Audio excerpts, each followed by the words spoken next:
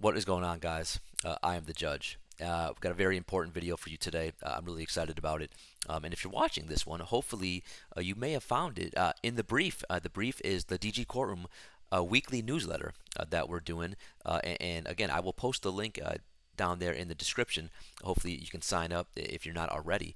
And if you're not, you're missing out on life. It's fantastic. It recaps a lot of the great stuff we did each week, and a lot of our favorite videos or clips. We have exclusive content in there as well. So I think you will enjoy it. Also, obviously, hopefully you can find me every night streaming on Twitch at 6 p.m. Eastern. If you love TopShot and love hoops, we're the place for you. In today's video, we are going to talk about the Series 3 roadmap, which was released late last week. I'm going to give you my thoughts. We can go through it. For the most part, I was a fan of it. I think we got mostly positive feedback on it. I do want to also say Jacob, the one and only Jacob from TopShot, is coming on our show on Twitch on Monday, October 25th at 8 p.m. Eastern. So make sure you tune in there because we'll be asking Jacob, obviously, about this roadmap. And also, I want to say a lot of you guys have commented that the sound quality is not great. I know. I moved. There's a lot of moving pieces. I'm in beta. DG Courtroom's in beta right now. But you can see I got some little headsets here. So let me know if the sound quality is a little better on this video. I'm testing some things out with the equipment. Hopefully it's a little bit better. But again, beta, baby. Eventually we'll be out of beta. So hopefully the sound is a little better, though. No more time to waste. Let's get going here. So, Series 3. How about that? What did you guys think of the roadmap? What did you guys think of the TopShot blog? A lot of nuggets in there. I've watched a lot of other content creators and shows talk about it. But I hopefully I'm going to hit on some different points, some unique points, and some things that stood out to me. With the base set, we'll break it down. The base set, rare set, and the legendary set. Well, the legendary set, it's irrelevant for us, right? We're not getting legendaries. What are we talking about here? But for the base set, the mint count. We were all very curious to see what the mint count is going to be. I did really like the fact that the rookie, they're going to keep the rookies at 4K because again, this rookie class I'm loving so far.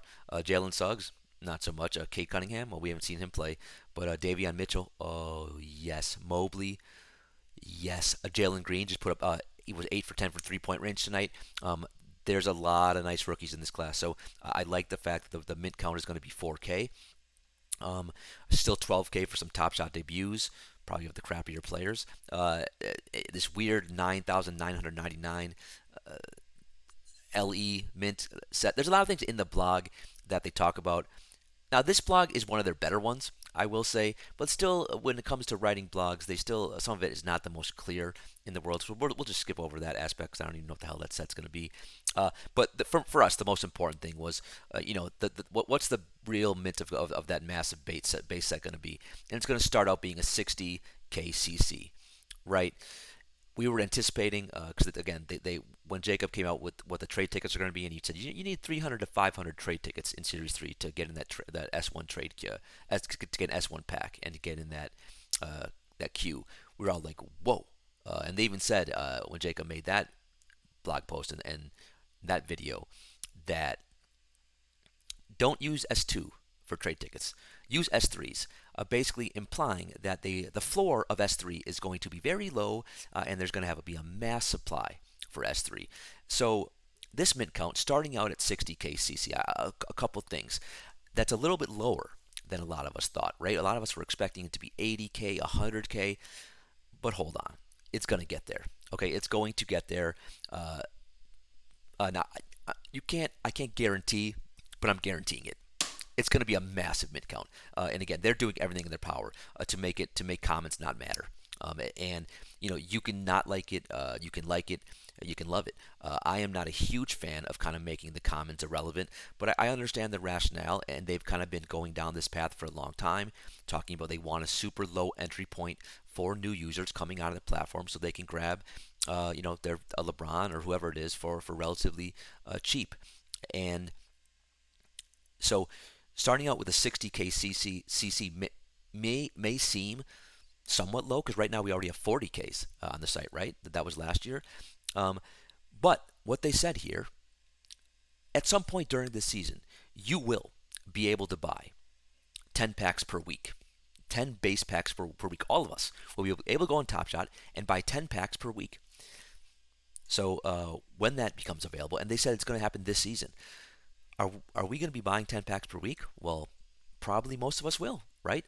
I will be, even though I know opening those packs will probably not be that great of an experience because the odds of us getting a great cereal or something really valuable is going to be pretty low, especially as that mint count rises, and it's going to, right? Because it's starting out 60 KCC. So when they unleash the ability to get 10 packs per week for that everyone that joins the platform can do that, or that anyone on the platform can do that, oh my God, that mint count's going to spike.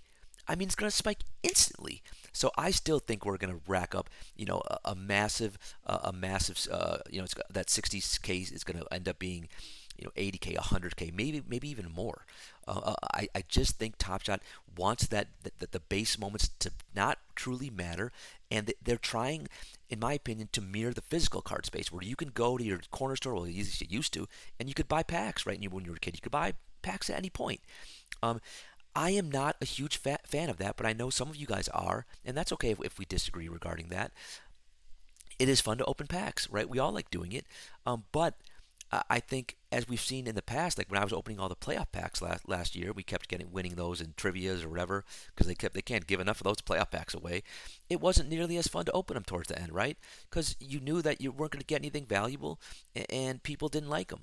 So I'm a little nervous about having massive mint counts and the ability to buy all these packs, while at the same time I understand the benefits. So I think we all can kind of figure out in these next few months our thoughts on this one, but just know the 60K CC is going to be massively higher than that as soon as they start letting us buy 10 packs per week. And I know that event when it starts out, we're going to be buying those 10 packs, but just ask yourself this: how long will that go on?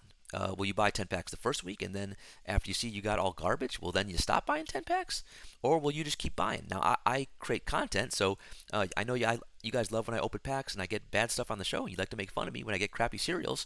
Well, that's what it's going to be a lot of. So, just again, I see the merit in it. I understand why they're doing it. We all like opening packs, and I understand why you'd want a new user to come onto the platform and have the ability to have a low entry point. So we'll see how that shakes out. But so it's going to start at 60K CC, and that will be mooning. That'll be going up. So we'll see where it ends up. It's going to be interesting to watch. Other news for the base set, other new sets they're going to have. How about this? Players who change teams. I'm digging this set. At first I wasn't, but players who change teams. Come on, I made a list. Look at this. You give me Westbrook. You give me Kyle Lowry in this set. You give me Dinwiddie. You give me DeMar and Lonzo from the Bulls. A little Kemba Walker. And not to mention, they're going to have 2 drops here, right? So they're going to do one drop, I think, earlier in the year, and then one after the trade deadline. So that will be Ben Simmons, right? That will be maybe Damian Lillard. I don't know. Maybe CJ McCollum's. I don't know who Ben Simmons get traded for. I think this can be a pretty cool set, and I'm excited about some of the players in here. Now, even like Precious, right? Precious is going to be in this set. Well, no one likes big men, so no one likes Valanciunas. You got Rondo in here, Carmelo, Dragic, who, can you believe Toronto benched Dragic after one game? I mean, Nick Nurse, Jesus Christ, one game? Nick Nurse is a wild man. Rubio, Fournier, Kuzma. How about Kuzma? So again, some interesting players. I like this set. I'm digging it. They're bringing back the Hustle and Show. They called this in the blog a fan favorite. I remember when I'm old enough to remember when the Hustle and Show set got released, and we all hated it.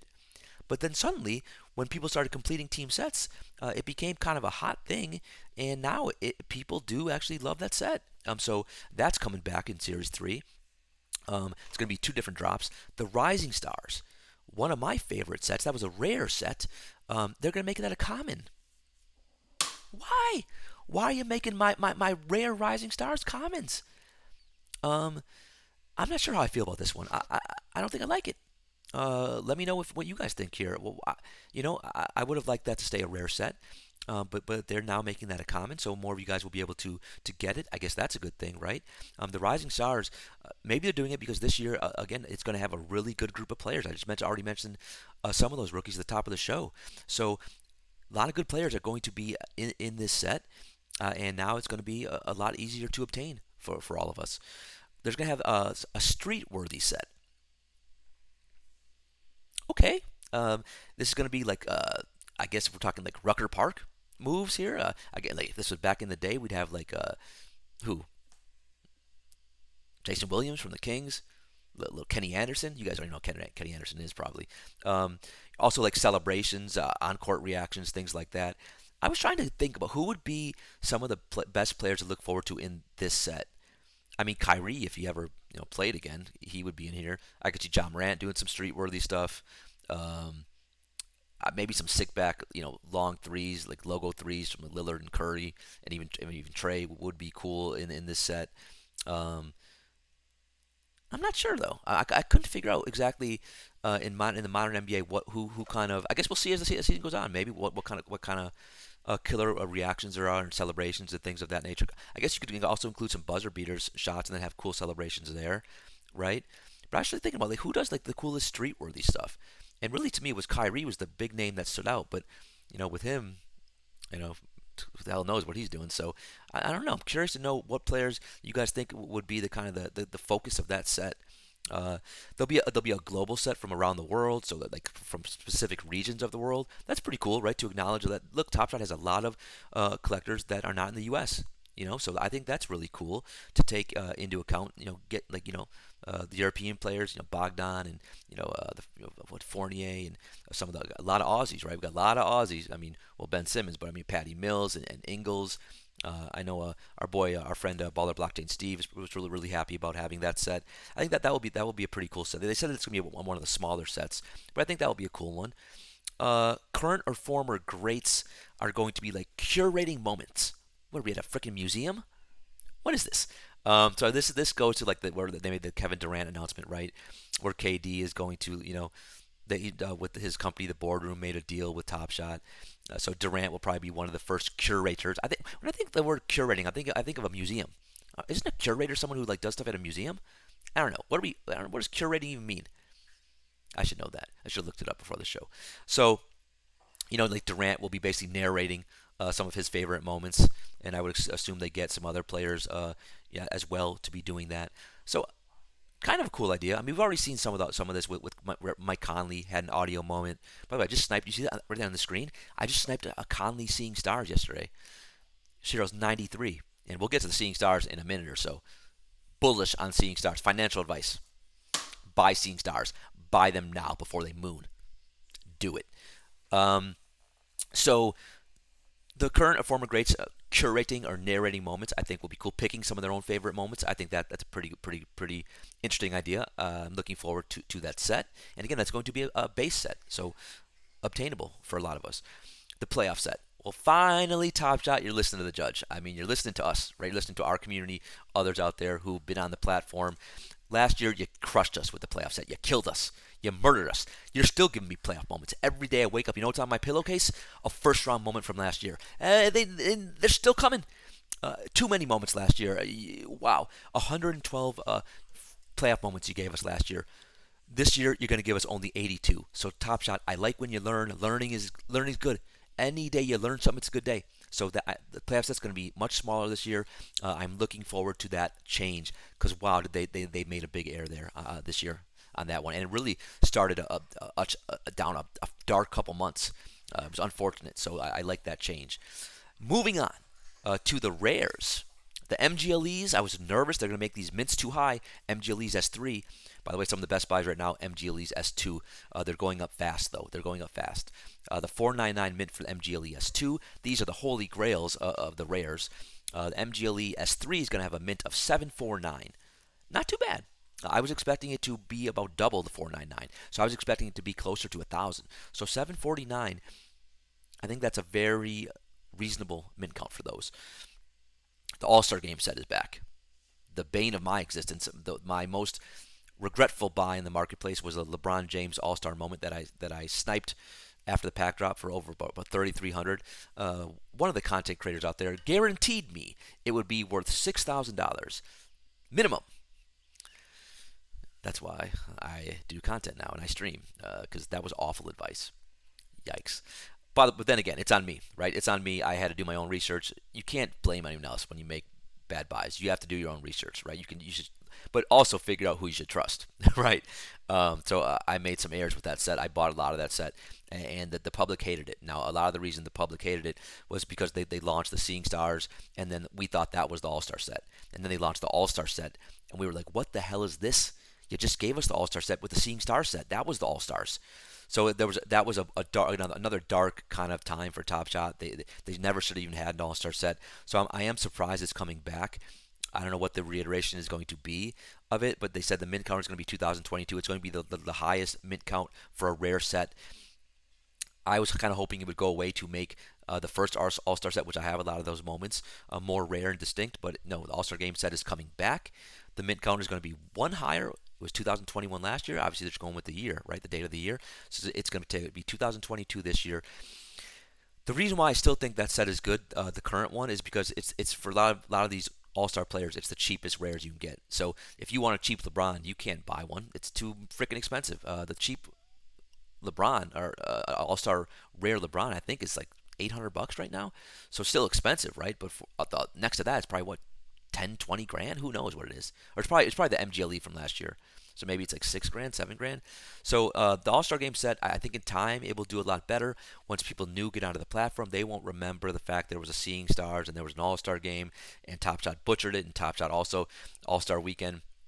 The website didn't work that entire weekend as well. So there was a lot of stuff going on during that set that made people really kind of hate it. And not to mention the moments are not great, right? In an All-Star Game, no one plays defense. It's not real basketball per se. So, a lot of people just didn't like the set, didn't like the moments, and it still to this day is suffering.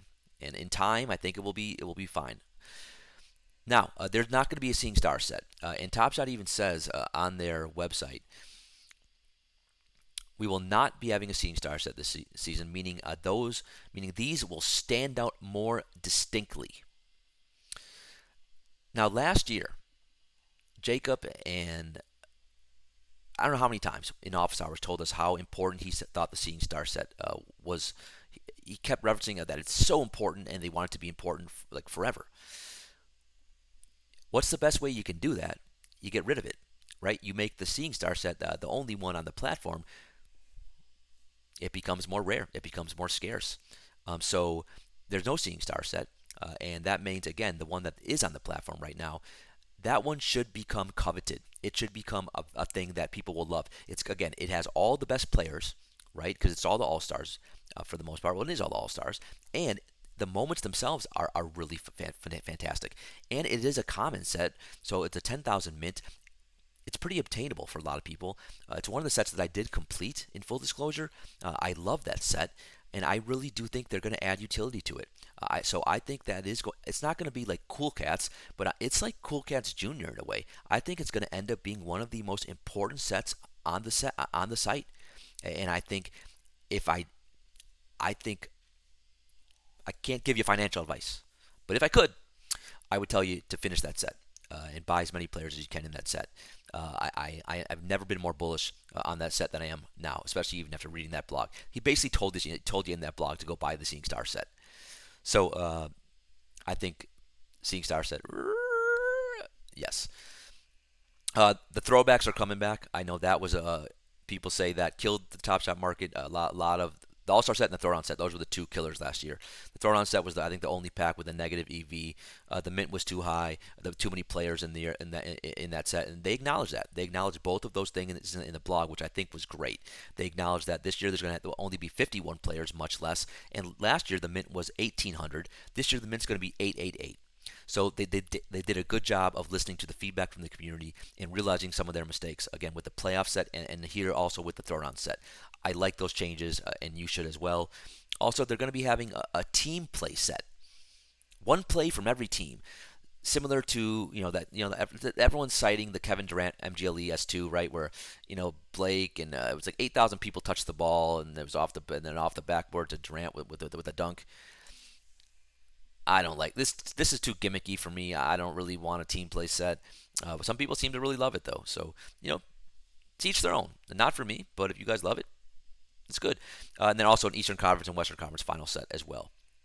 Moving on to the Legendaries. Something that I have 1,024 moments and not a single Legendary, and I need to change that. This week I'm buying a Legendary.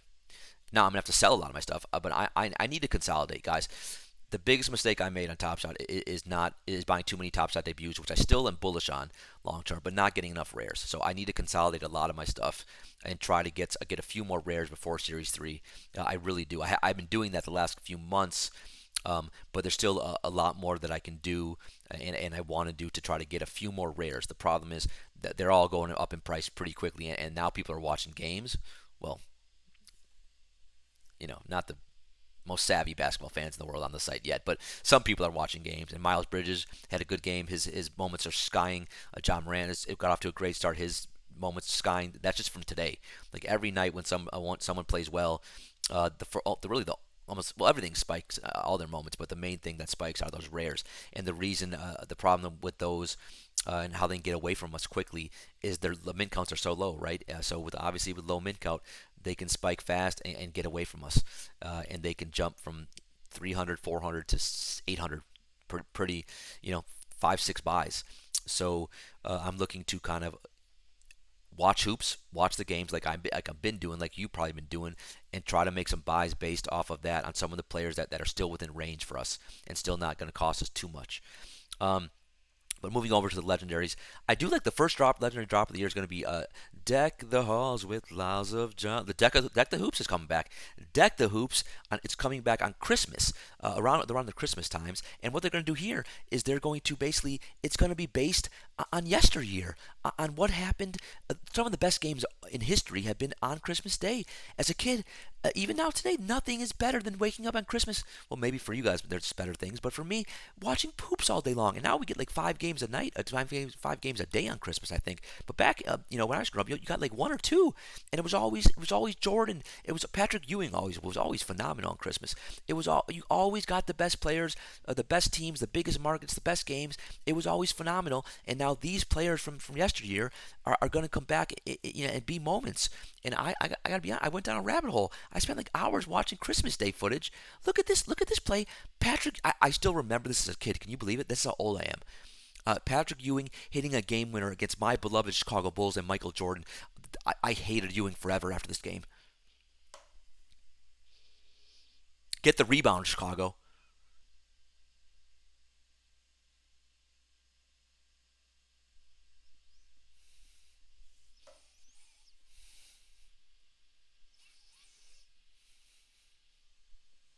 Unbelievable. I can't believe it. Awful shot. Right to Ewing, the luckiest bounce, and that was a big time shot. So, and I was going through some of the other games.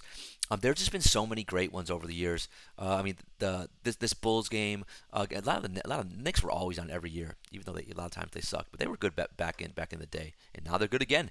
They're pretty good, although they lost to Orlando today. How about Cole Anthony? Cole Anthony finally had a good game. Jalen Suggs, not great, not great. He can't finish right now. He can't finish, but we'll see. He's young. Um, So this game was when Jordan was in his retirement for that 1 year playing baseball. Pippen had 36, Ewing had 30. Uh, a sweet game with Shaq and Hakeem. What if Hakeem's top shot debut came? Hakeem put up 30, 12 boards in this game. Shaq on Orlando, 22 and 18, 5 assists, 1 block. T-Mac popped 41 against LeBron. That would be a sweet win in '03. I remember this game so vividly. Miami, when Shaq was traded to Miami this is the first time Shaq in Miami played against Kobe, and they hated each other so much. So watch this. This is when Shaq greets Kobe before the game. This is what everyone was waiting to see.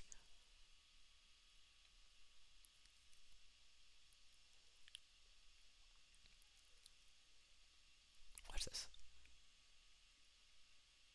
Look at him. Look, get away. I mean, Kobe went to say, give him, a little dap. Shaq wanted nothing. Shaq wanted no part of this. I mean, look at him. Didn't even look at him. No contact.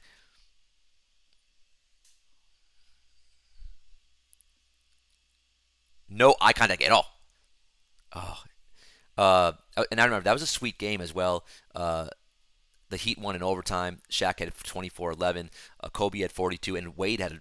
Well, they didn't even mention that. Wade was the key to that game. He had a triple double. Actually, no, double double. He had 29 points, 10 assists. So That was again. There's just so many phenomenal Christmas Day games. I think that's going to be a really cool set. I'm looking forward to that. Um, the Hollow Icon, that's the holy grail of the Legendaries. 3 players from each team get in there. The last, I think, the first drop is going to be in January of there. The mint count is going to be 99. It'd be obviously unbelievable if any of us could get one of these. I've still unfortunately have not been able to get one.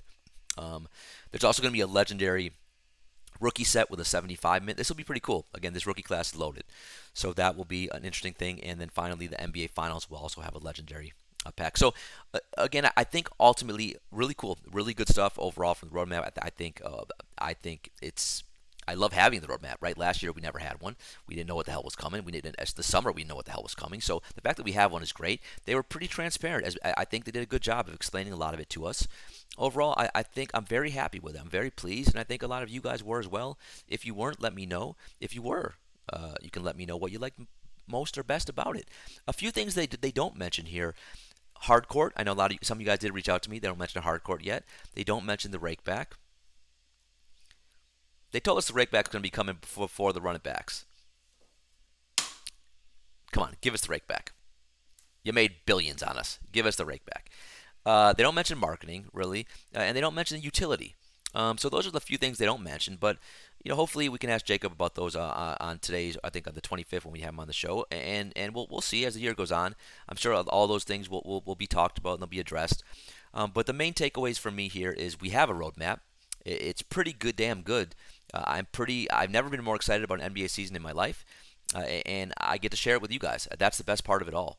And we're on this journey together. So subscribe, like, comment in the video, and I will see you guys again soon. And again, sign up to the newsletter, the brief.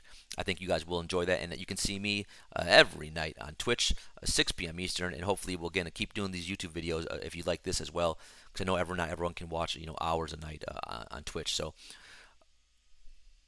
for the judge and the bailiff, my French bulldog who's sleeping right now, who I love him more than life, court is adjourned.